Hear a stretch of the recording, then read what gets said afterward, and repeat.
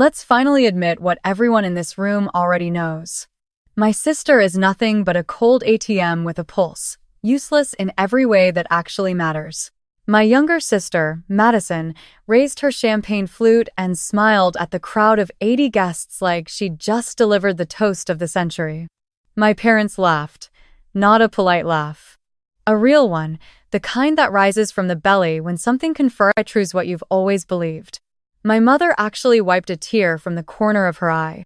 My father clinked his glass against my brother-in-law's and said, to the family accountant, "May she keep the lights on." The string quartet didn't stop playing. The waiters kept circulating. And I kept standing there in my navy dress, holding a glass of water I hadn't touched, watching the people who raised me celebrate their 40th wedding anniversary by publicly reducing me to a bank account with legs. My name is Eleanor Hayes. I'm 34 years old, a senior financial controller at one of the largest private equity firms in Boston. And for the last 15 years, I have been the silent machinery that kept my family's comfortable life running. I'm the daughter they forget to invite to Sunday dinner, but remember at tax season. The one who isn't called when the grandkids are born, but is called when the property taxes are due. My sister Madison is 3 years younger, strikingly beautiful in the way that photographs well, and has never held a job for longer than 14 months. Her husband, Grant, sells luxury real estate in Wellesley and has the kind of confidence that only comes from never having faced a real consequence. Together, they live in a 6-bedroom colonial that my name is on the mortgage for. I co-signed it 4 years ago when Grant's income couldn't justify the loan on its own. My mother called me crying, said Madison was pregnant, said the baby deserved a real home. I signed the papers the next morning. The anniversary party was held at the Wentworth Country Club, which my parents had been members of for 32 years. Membership dues that, for the last 9 years, had been quietly debited from an account I funded. Madison's toast wasn't a spontaneous roast. I could tell by the way the guests near the front had already angled themselves toward me, phones half raised, ready to witness. This was planned. My mother had seated me at table 11, near the kitchen doors, next to my cousin's second wife, whom I'd met exactly twice. When the toast ended, Madison looked directly at me and tilted her head like a cat that had just knocked something off a counter. My brother-in-law raised his glass and called out across the room, "Eleanor, don't be so serious. It's a joke. We love you." Sort of. The laughter that followed wasn't cruel, exactly.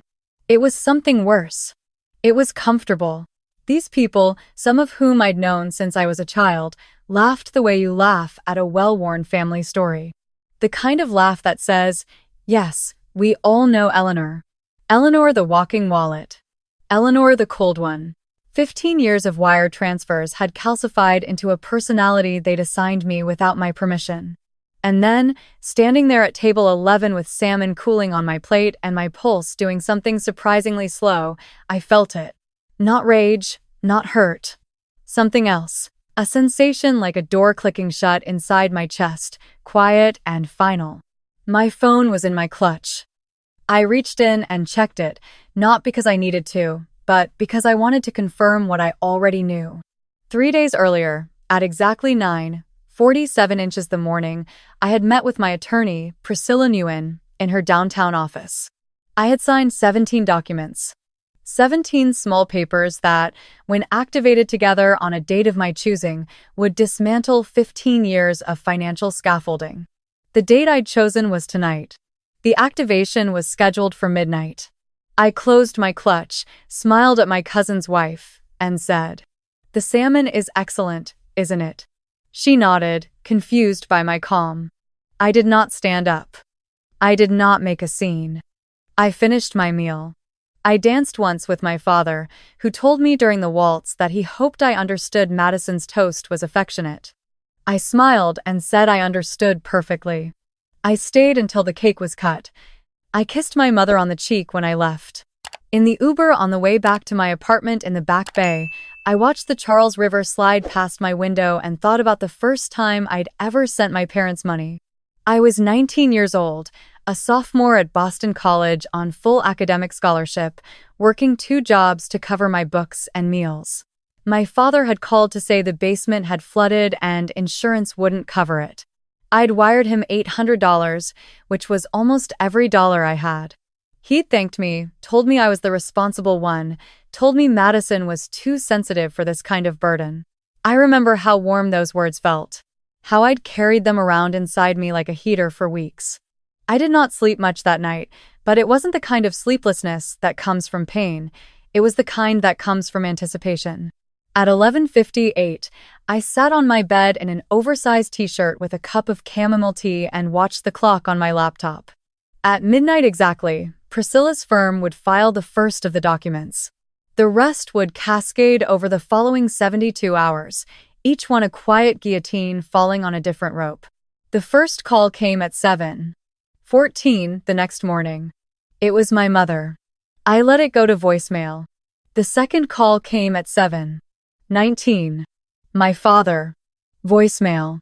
The third was Madison at 7:42, and she left a message that began with, "Eleanor, something is going on with the house accounts and I need you to call me immediately. This is not a joke. The mortgage portal is saying," and then the message cut off at the 30-second limit. I made coffee. I poured it into a ceramic mug my college roommate had given me 11 years ago. I stood at my window and watched the sky turn from charcoal to a pale, silvered blue. I did not feel cold. I did not feel vengeful. I felt, for the first time in my adult life, entirely inside my own body. Grant showed up at my office at 11:30. My assistant, Deepa, buzzed me on the intercom with the careful voice she used when she knew something was unusual. I told her to let him wait in the small conference room. I finished reviewing a portfolio analysis. I responded to an email from our managing director. Then, after exactly 22 minutes, I walked down the hall in my heels and opened the conference room door. Grant was pacing. His hair was wet, like he'd rushed out of the shower. His collar was uneven. "Eleanor," he said, and his voice was trying for charming but landing somewhere closer to panicked. "There's been some kind of administrative mistake. The bank called and said you filed a removal request on the mortgage. That can't be right."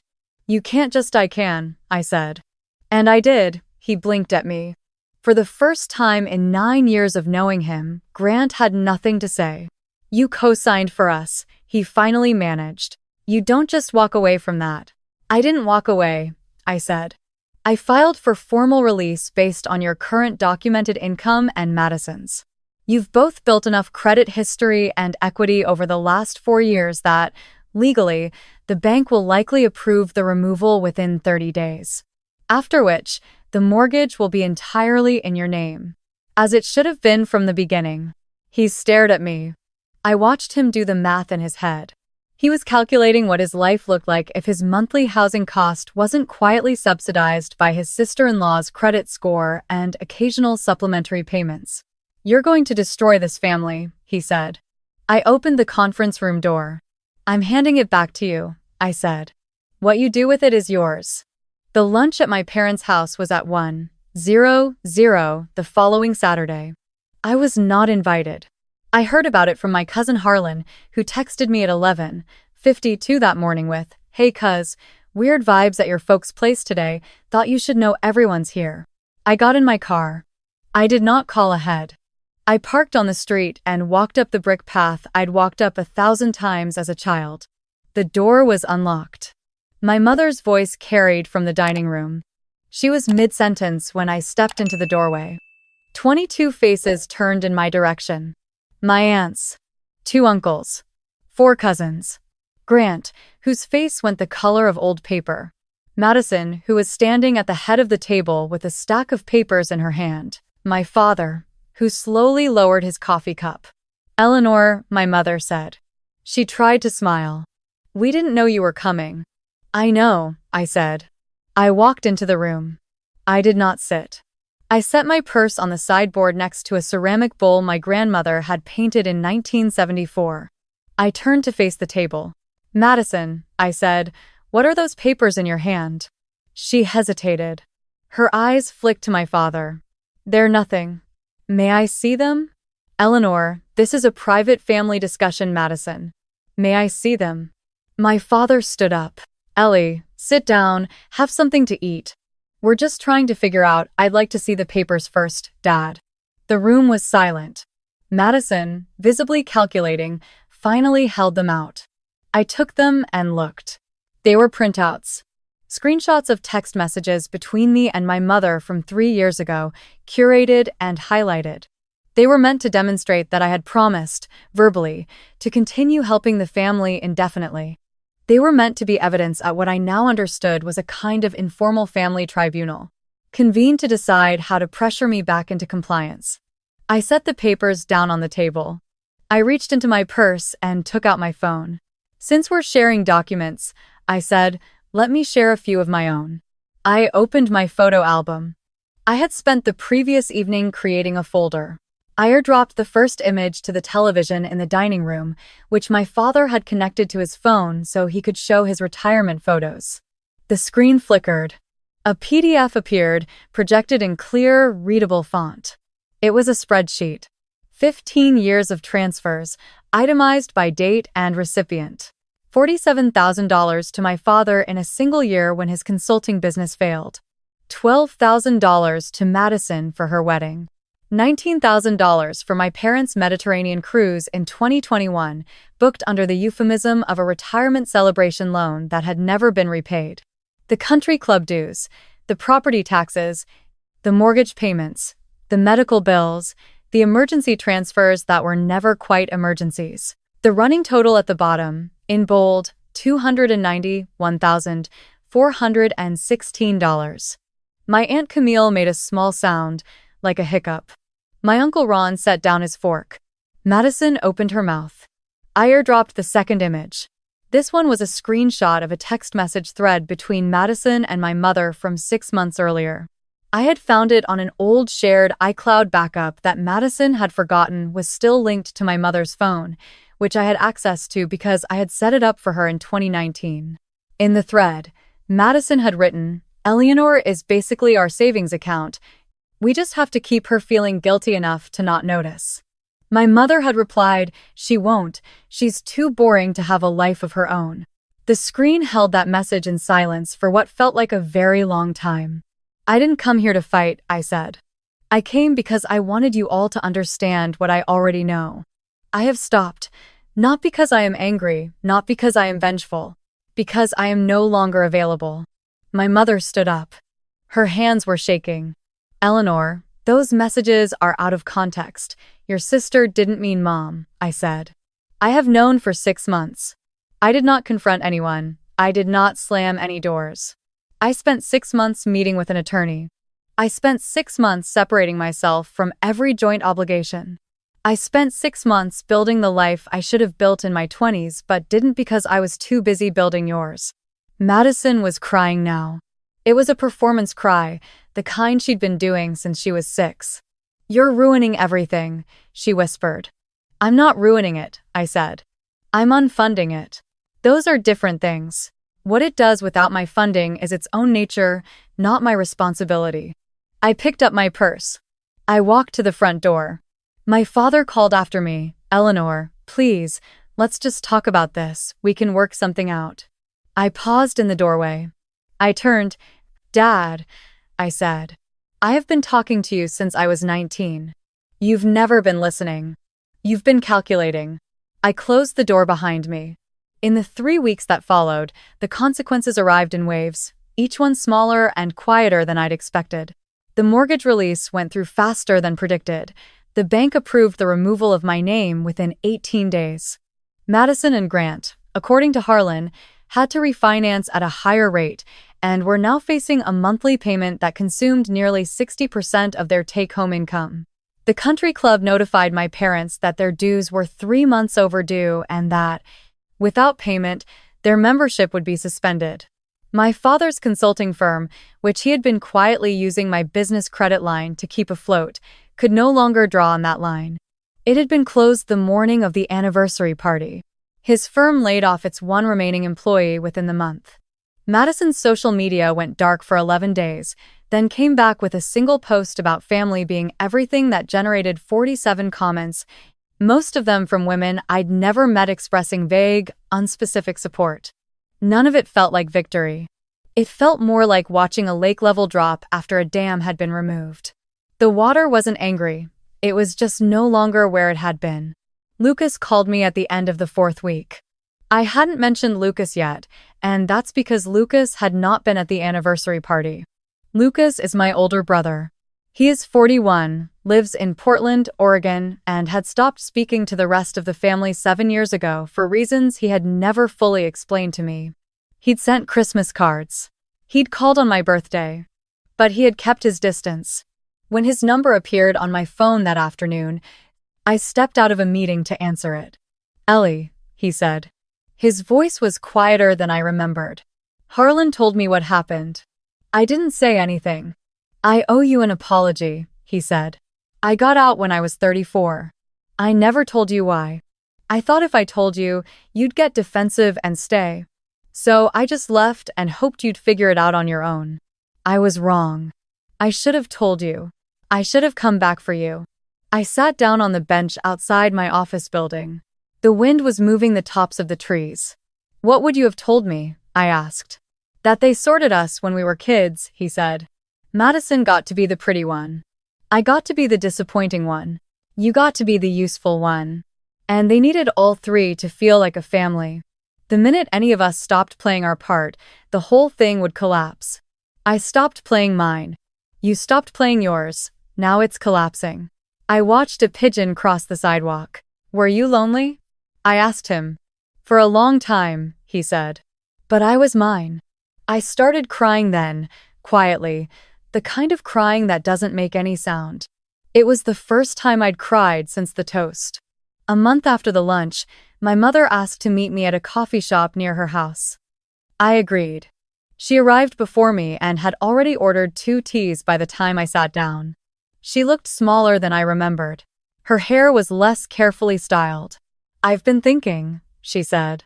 I waited. "I've been thinking about what Madison wrote in those messages. I want to tell you that I didn't mean it. That I was tired and frustrated and saying things I didn't believe." "Did you mean it?" I asked. She was quiet for a long moment. Then she said, "Eleanor, I think I don't know what I meant. I think I stopped thinking about who you actually were a very long time ago. I think I started thinking of you as something that would always be there, and I stopped asking what you needed, and I stopped asking if you were happy, and I don't know when it happened." It was the most honest thing she had ever said to me. "Thank you for telling me that," I said. "Can we start over?" she asked. I looked at her. I thought about starting over. I thought about all the afternoons I had spent as a child waiting for her to notice me over Madison's shoulder. I thought about the anniversary party and the salmon and the laughter. "No," I said. "I don't think we can start over. But I think we can meet each other now as the people we actually are and see what that is. No expectations, no roles, no money." She nodded. Her eyes were wet. "I would like that," she said. "I'd like that too," I said. I was not sure if I meant it. But I was sure I was willing to find out. Madison did not call. Madison sent one text message, 4 months after the lunch. It said, "I hope you know you broke Mom." I did not reply. I saved the message in a folder I had started keeping on my phone. A folder of things I wanted to remember not out of anger, but out of clarity. A folder to remind me of who people showed me they were when they thought I had stopped being useful. My father died 8 months after the anniversary party. It was a heart attack, sudden, at home. My mother called me at 3:00 the morning, sobbing, and I drove over without thinking. I sat with her on the couch while the paramedics did what paramedics do. Madison arrived 30 minutes later, and she looked at me across the living room and did not speak. At the funeral, my father's brother delivered the eulogy. He said my father had been a good provider, a loyal husband, a loving father of 3. I sat in the second row and thought about the words, good provider. I thought about how, for most of my adult life, I had been the good provider. I had provided what he couldn't, and I had let him take the credit for it because I had confused love with usefulness. After the service, Madison found me by the coat rack. She did not cry. She said, "I know you think I'm a monster. I probably am. But I didn't make the family this way. I just figured out how to survive inside of it." I looked at her. For a moment, I saw her not as my sister, but as a small, frightened girl who had been trained to perform prettiness in exchange for safety, the same way I had been trained to perform competence. Madison, I said, I don't think you're a monster. I think you're someone who learned the same lesson I did and chose a different response. I hope one day you find out there was always a third option. She didn't answer. She walked away. A year after the anniversary party, I moved out of my Back Bay apartment and bought a small house in Somerville. It has a garden that I am slowly learning to tend. I adopted a dog, a mutt named Olive, who sleeps at the foot of my bed and does not ask for anything she doesn't need. I started dating someone, a woman named Reese, who runs a nonprofit that teaches financial literacy to first-generation college students. When I told her my story, on our fourth date, over a bowl of ramen, she listened without interrupting. When I finished, she said, "Eleanor, I'm so sorry that happened to you, and I'm really glad you told me." That was all. No advice, no analysis, no suggestion that I should forgive or forget or rebuild. Just acknowledgement. I think about the word useless sometimes when I'm falling asleep or walking Olive in the morning. My family used it to describe what I would be if I stopped paying. What they didn't understand, and what I have since come to understand, is that useful is not a synonym for loved. You can be extremely useful to people who do not love you. You can be wildly loved by people who have no use for you at all. The two words have nothing to do with each other.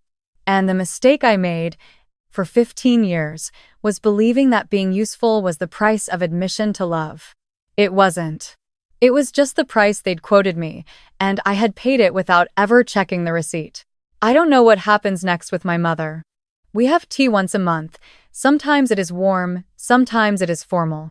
She is learning how to talk to me as a person, and I am learning how to believe that she is trying. My brother Lucas flew out to meet me in Somerville 6 months after Dad died. He is, it turns out, funny in a dry, quiet way. He asked me, while we were sitting on my back porch drinking cheap beer, whether I had regrets. I thought about it for a long time. I regret that I had to learn it this way, I said. I don't regret learning it. He nodded. He understood. The last thing I will say is this. Somewhere, there is a woman who is reading this with a stack of unopened bills on her kitchen table that she is about to pay for her brother, her father, her sister, her mother. There is a woman who is about to co-sign a loan she doesn't want to co-sign because someone told her that's what family does. There is a woman who is sitting across from her family at a long dining table and laughing at a joke that is actually about her. If you are her, I want you to hear me. They are not going to start seeing you when you finally break. They are going to blame you for breaking. That is not evidence that you were wrong to break. That is evidence that you were the only one holding the whole thing up, and the moment you let go, everyone else had to find out what they were actually standing on. Let them find out. It is not your job to be the floor. You were never useless. You were expensive beyond measure. And they were spending you without ever asking permission. The first time you say no, they will call you cruel. The second time, they will call you selfish. The 100th time, they will stop calling. That silence, I promise you, is not punishment. It is the sound of a life you didn't know was waiting for you, finally starting to be yours.